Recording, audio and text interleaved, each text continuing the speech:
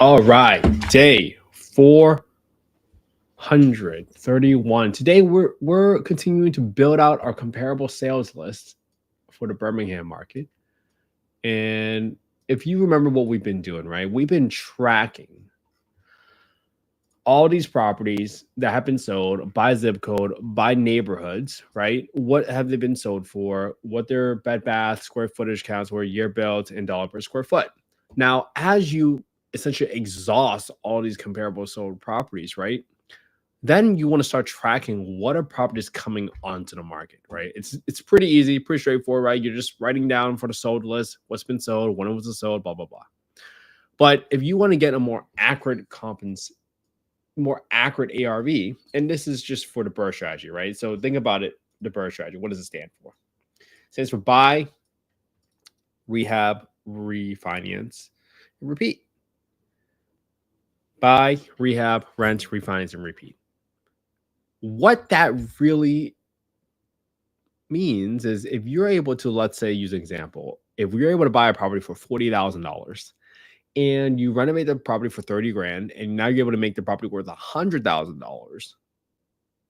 Well, now all of a sudden you can go get a debt service coverage ratio loan, which is a DSCR loan, for let's say 70% of the property's value. You put in $70,000 all in. Now you can go get back a loan for $70,000. So you get back that initial cash that you invested, and you get to use the same 70 grand and do it all over again. That is the power of the BRRRR strategy. Now, what does that mean exactly? Well,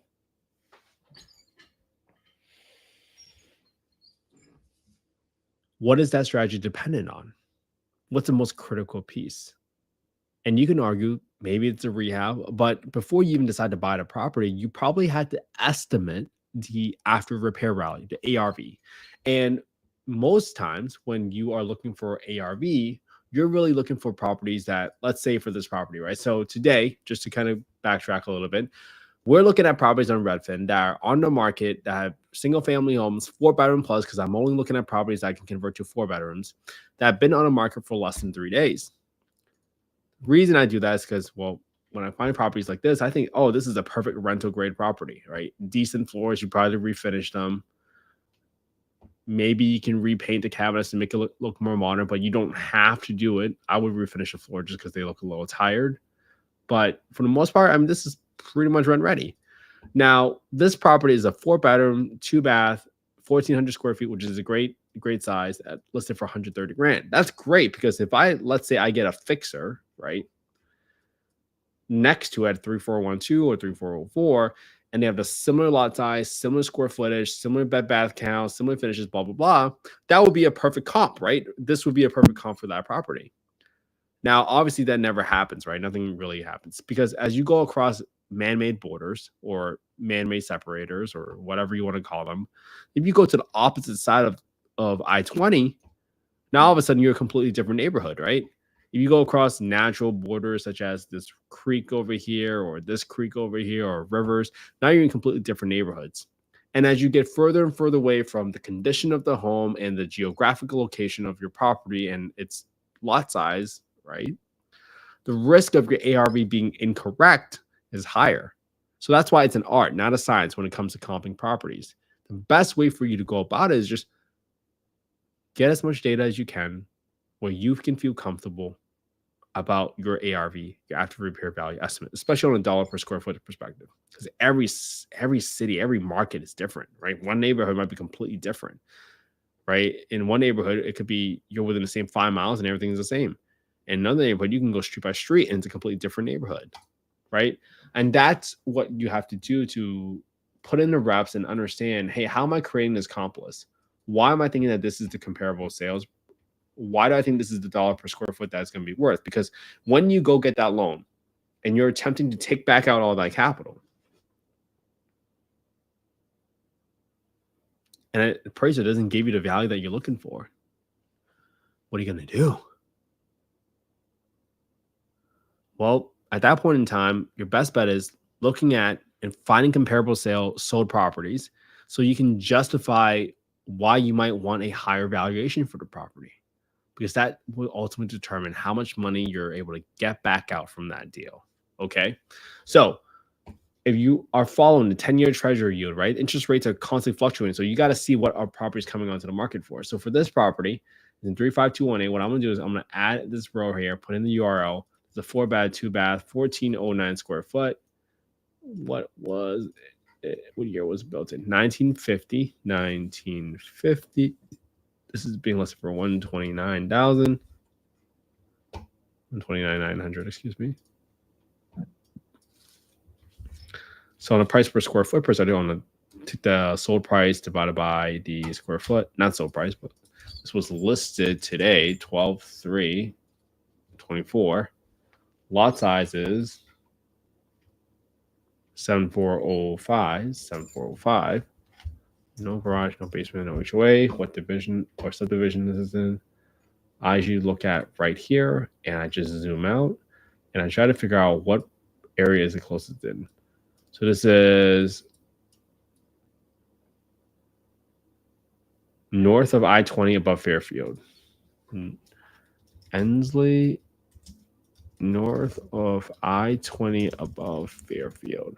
So now this tells me exactly where these neighborhoods are, because when I get different properties in different neighborhoods, I can quickly look at my list and see what our properties are coming onto the market. And now obviously you want to track it, right? You want to see, hey, was this property sold?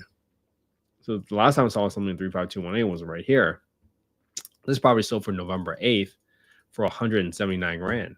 Great. This now sold 11/8/24 for 179. Great. Now this is amazing, because now I got a great data point, and now I see how this property was able to command $83 a square foot with the finishes that it has here. I mean, this is a nice house. I'll look at the finishes, right? So now you see that, hey, this was sold $62 a square foot. Now this property is trying to get $92 a square foot. Well, how far away is it? This property is in a different neighborhood, right? Our property is right here, north of I-20. This is technically south or east of our property, but it's south of the I-20. Very different neighborhood. So now your risk goes up, right? Is that a good comp? Maybe, maybe not. But that's what you have to do to truly understand what you're going on. So not modern kitchen or bathrooms, but not dated either. Needs flooring to be refinished and painting and light touch up. Paint required.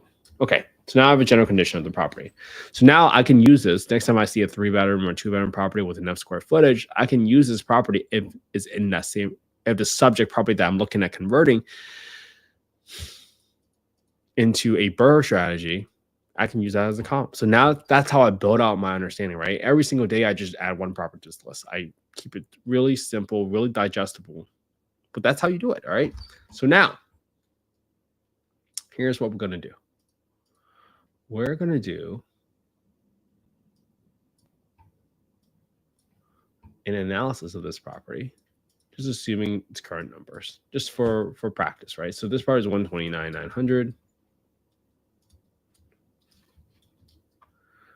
Let's see what our renovations are. So if I want to say, let's say, replace 2 of the toilets with high pressure flush toilets, that's in row 132. So I don't get any clogged toilet calls. I have some interior painting. So maybe I'll just do 1409, just divided by 2. So just repaint half the home. I need to refinish the existing flooring. So it's 1409 square feet. Did I catch that right? Yep. $1,409 square feet at $4 a square foot. I got $500 for some landscaping, and then I got $1,500 for some roof, in case there's something patching that needs to get done. So this gives me a total rehab of, this multiplied by 2 because that was running a different scenario, of about 12.8K. Great.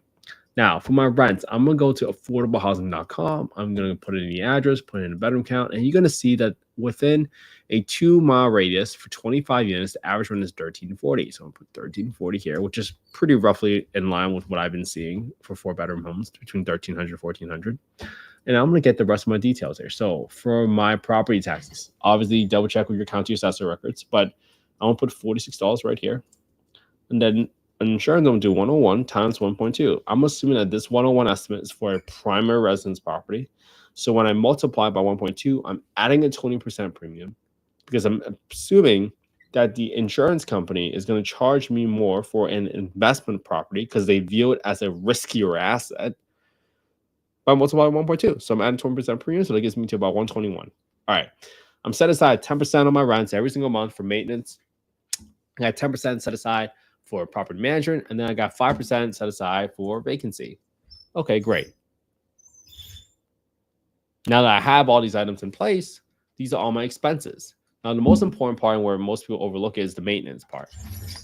You are preparing for expenses that are going to come your way in the future, right? Eventually, you're going to get a roof replacement or a HVAC replacement or a water heater replacement. These things are just going to happen. You know that you're going to replace the siding at some point. I mean, it's just wear and tear on the property as they age. And if you don't set aside this money right now, I mean, let's say in 100 months, you get a roof replacement bill for 13 grand. You would have been out of luck if you didn't set aside this money, because then you would have thought you made an extra $130 every single month for 100 months. Talk about overestimating your profitability because you underestimate your expenses. Don't be that person. Make sure you put aside money for those future repairs. All right. So now for my down payment, I got 25% down here in F19. So my down payment on this property is going to be equals to my listing price in B4 multiplied by my down payment percentage. I got 2.5% for closing costs, $12,800 for my renovations. And then for my interest rate, I'm going to do roughly around 7.5% right now. So that's going to give me a total cash on cash return of 3.8%. All right. Assuming I rent this property out for $1,340 and I can cash flow $157 a month, that's a 3.8, that's a 3.9% return. Assuming I can buy the property for $129,100 with a 12, just call it $13,000 rehab for simple numbers, 25% down, 7.5% interest rate. Now you might be thinking, okay, well, let's say my cash on cash return target is 10%. And I'm not saying 10% is the magical number. This is not investment advice. We're not soliciting any investments on this call. But this allows you to essentially think about, well, if I got this part for 100 grand, what would be my return? 9.3. Okay. How about 95,000? Well, at 98,000, that might be what I'm willing to pay, right? Because now I'm at 9.8% at 98,000. I'm at 9.8% return. I'm cash flowing $324 a month, assuming I'm renting out for $1,340, right? Assuming everything else stays constant, including my down payment and my interest rate. Great. What next? I mean, what if interest rates go down, right? What if interest rates go down to 6% instead of 7.5? Now all of a sudden you saw what my cash and cash return number went to? 12%. So now my willingness to pay goes up by almost 10 grand. Right. And that's why you got to pay attention to what's happening on interest rates. That's why you got to pay attention to what our properties coming onto the market being listed for on a dollar per square foot perspective. It's going to be really, really important. So at 108, that scenario still works because I'm still getting a 10% cash and cash return, cash on $352 a month, rent stays the same, 25% down with a 6% interest rate. And that's what interest rates, if they go down, is going to do. As you pay attention to the 10-year treasury yield, right? That's what drives interest rates. They do a little slow dance together between the 30-year mortgage interest rate and the 10-year treasury yield. Now, a couple of things. As treasury yield goes up, obviously interest rates go up, but there's also this thing called the spread. And the spread historically has been between 1.5%, 2.5%, but I mean, they went as high as 3% during a couple of years ago. And that spread drives interest rates at the same time. So you got to understand that the spread between the 10-year yield and the mortgage interest rates has a relationship. And also, as the 10-year yield goes up, there's also a relationship there. So pay attention to this. I hope this was helpful, everybody. If this was helpful and you guys still like us going through all these details on how to analyze the deal, but most important, build out our comparable sales list so we can estimate our ARV correctly, leave a comment. So you guys want to copy the spreadsheet? Again, I didn't make the spreadsheet from scratch. I got it from a few other folks. I modified it. I tweaked it based on my experience. It's going to be different for every market, especially the rehab calculator. But it's just there to get you started. right? Go to affordablehousing.io. Go to the Get Deal Analysis tool, affordablehousing.io, and putting your name, email, phone number. That's as fast as we can get a copy of the spreadsheet. And my hope is that you copy my homework. Analyze the same deal I analyzed today, right? This property's on the market using the same spreadsheet. And I hope you start your own YouTube channel, because when the time comes and you got to pull the trigger, or someone asks you, hey, why do you do the deal? You say, hey, I've been looking at deals for the past 431 days. Might that give you some confidence? I certainly hope so. All right. Have an amazing day, everybody. Have an amazing Wednesday. Hope you all spend some quality time with your family and friends today, because that's what life is all about. Have a good one, everybody. I'll see you all tomorrow for day 432.